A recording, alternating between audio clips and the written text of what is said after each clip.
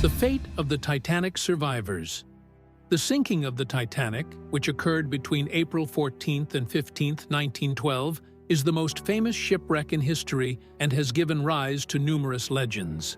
The tragedy resulted in 1,523 deaths and 703 survivors. Among the victims, there were 1,357 men, 110 women, and 56 children. Among those who survived, there were 323 men, 324 women, and 56 children. The stark class differences of the time were reflected in how the catastrophe unfolded. While 97% of first-class women survived, only 49% of third-class women did. As for men, 32% of first-class passengers survived, compared to 8% in second class and 13% in third class. As expected in a tragedy of such magnitude, the disaster brought out acts of bravery, generosity, and cowardice, as well as surprising coincidences that, even today, more than a century later, still resonate in collective memory. Below, we recount the stories of 14 survivors, revealing the complexity of human nature in critical moments. Violet Jessop, the indestructible stewardess. The daughter of Irish parents with a remarkable resilience to maritime disasters, Violet Jessop survived not only the Titanic, but also two other accidents: the collision of the Olympic in 1911 and the sinking of the Britannic in 1916. During the Titanic tragedy, she helped Spanish-speaking passengers board lifeboats and escaped in lifeboat number 16.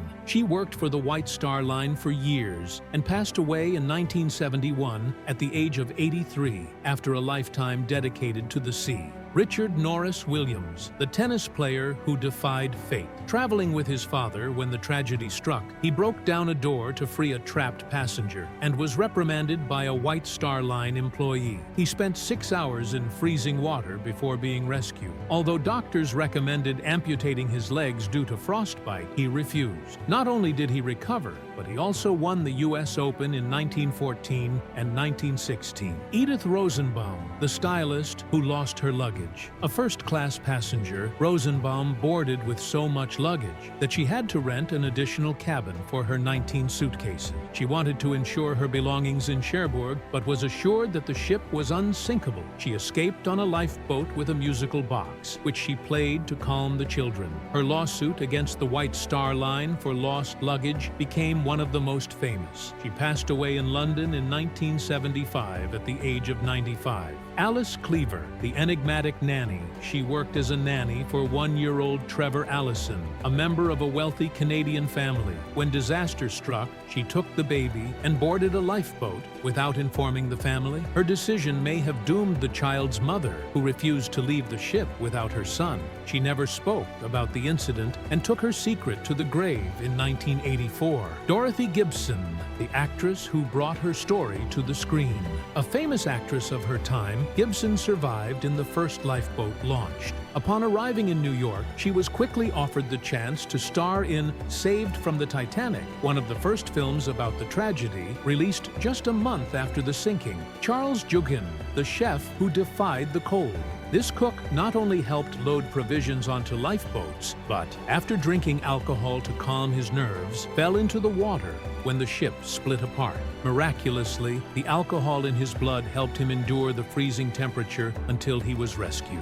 Jack Thayer, the young painter who documented the truth. At 17 years old, he witnessed the Titanic's sinking and insisted that the ship broke in two before disappearing into the ocean, an account confirmed in 1985 when the wreck was discovered. Though he survived the disaster, his son's death in World War II plunged him into depression, leading to his suicide in 1945. Madeline Astor, the young pregnant widow, the wife of magnate John Jacob Astor IV, who was 29 years her senior, survived the disaster along with her maid, valet, and nurse. Her husband, however, perished. Later, she renounced his fortune and married twice more before passing away in 1940. Michelle and Edmund Navratil, the Titanic orphans. They were traveling with their father, who had taken them from their mother during a divorce dispute. After the sinking, they were rescued alone and became known as the Titanic orphans until they were reunited with their mother. Frederick Fleet, the tormented lookout. He was the one who spotted the iceberg and raised the alarm. Without binoculars and with reduced reduced visibility, he was unable to prevent the disaster. Though he survived, the guilt haunted him for the rest of his life. In 1965, he took his own life. Masabumi Hosono, the only Japanese passenger. His survival became his greatest shame. In Japanese society at the time, a man who lived while others died was seen as a coward. He was shunned by his government and the press, carrying that stigma until his death. Joseph Bruce Ismay, the disgraced business. The president of the White Star Line, he survived by boarding a lifeboat while women and children were still on board. The press savaged him for his actions. He resigned in 1913 and died in 1937, deeply marked by the tragedy. Molly Brown, the unsinkable. She led lifeboat number 6, confronting a sailor who refused to go back for more survivors. After the sinking, she fought for women's rights and organized a survivors committee. Archibald Gracie IV, the Titanic historian. He survived the disaster and wrote The Truth About the Titanic, a book that remains a key reference. Though he escaped the sinking, he died a few months later due to physical and emotional trauma from the event.